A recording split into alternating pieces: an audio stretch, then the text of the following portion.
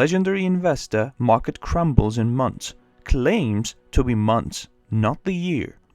As we recently stated, Citi's panic euphoria index has reached record levels.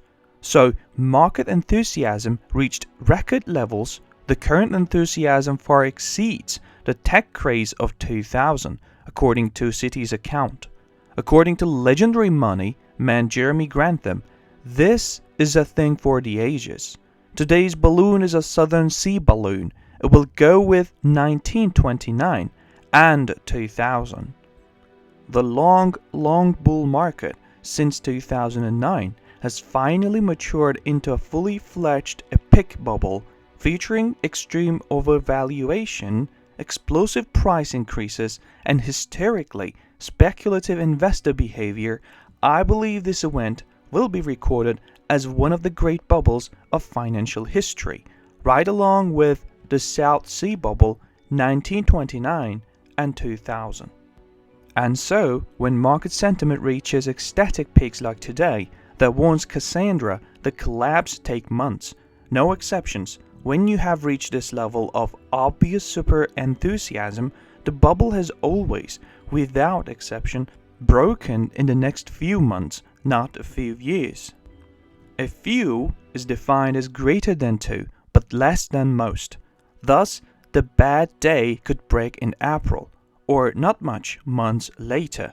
But when? We do not give a specific answer, as Matthew taught us, you know neither the day nor the hour. Because the weather server can send a thunderstorm clock, we only passed one crash watch. The equipment detects a disturbance in remote tropics. For example, ocean temperature is unusually high. The winds join in an ominous conspiracy. The barometer is falling. All conditions suggest that a terrible hurricane has occurred, but early, and the variables are many, how severe will it be? Will it eventually crash into land? Where? Or will it turn harmlessly into ocean waste? It is not yet possible to determine the answer. However, the indicators are alarming. Now consider today's stock market.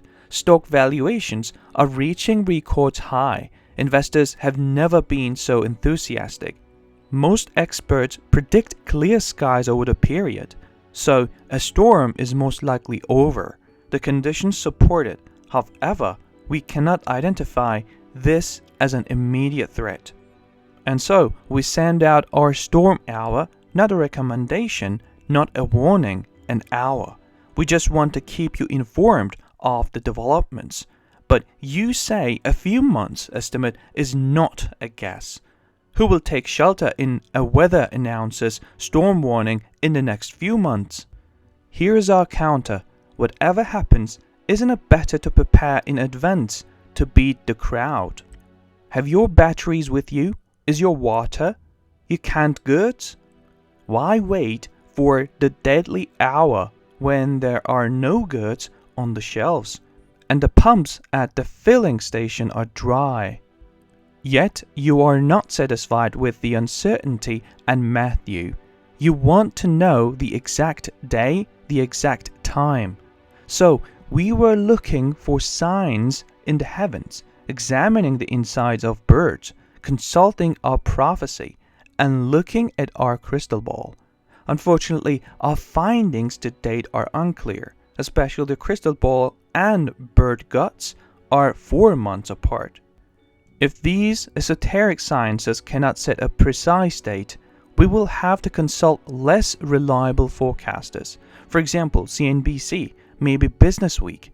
And if these sources cannot give our exact date, there is always Paul Krugman. If it disappoints, we will just have to guess. But we can report this with increasing confidence. The market will collapse within months. 6 months, if not 3. 12 months, if not 6 months. It is 24 months, if not 12 months. And if not 24 months, in the next 108. Coming soon, the end of the United States dollar? There are many reasons to worry about the economic underpinnings of the United States dollar. However, before you can care that America is heading towards the dollar crisis, one might want to ask two questions. First, does the dollar have a serious rival that will displace it as the world's international reserve currency? Second, wouldn't the dollar go well if today's global all-around asset and credit market bubble burst? The answers to these questions show that America is not about to have a dollar crisis anytime soon. Dollar pessimists point to the extraordinary relaxation of United States economic policy after the coronavirus epidemic as a reason for the dollar's despair. The United States has never had a peacetime budget deficit or a level of public debt almost nowhere as high as it is today. The Federal Reserve had never kept interest rates so low and expanded its balance sheet as rapidly as it is today. Equally disturbing, it is unlikely that there will be a change in United States economic policy soon. The Biden administration wants to secure the passage of another major budget stimulus package. At the same time, the Federal Reserve has repeatedly assured the country its intention to keep interest rates at record low levels and continue to expand its balance sheet in the uncertain future.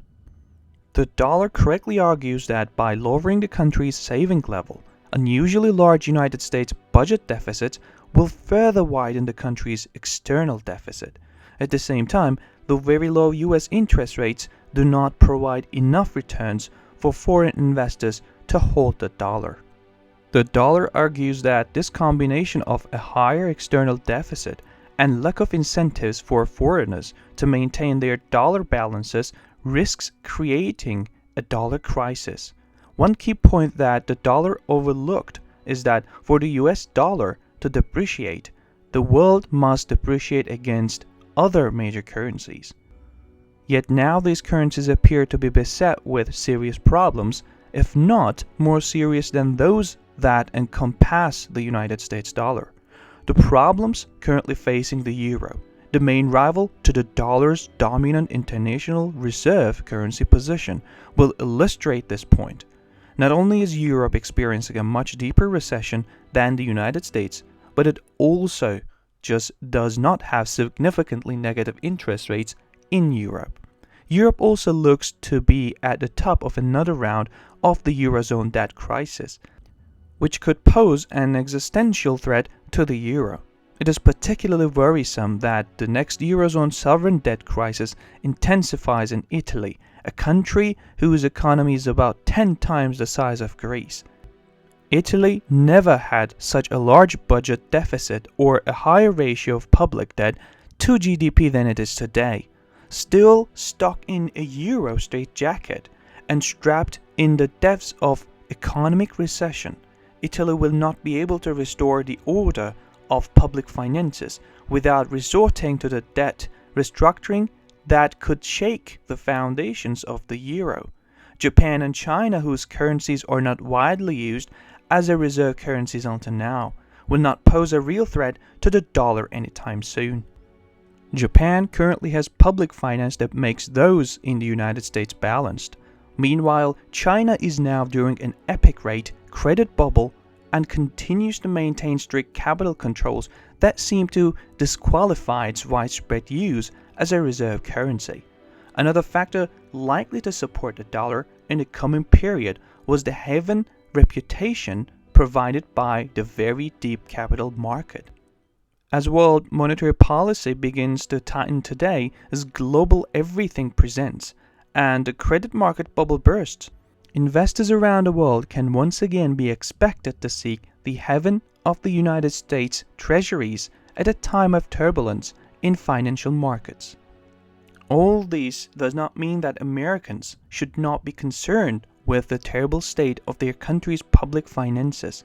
Large budget deficits and rapidly rising debt levels threaten to place a heavy burden on the children and grandchildren of United States citizens.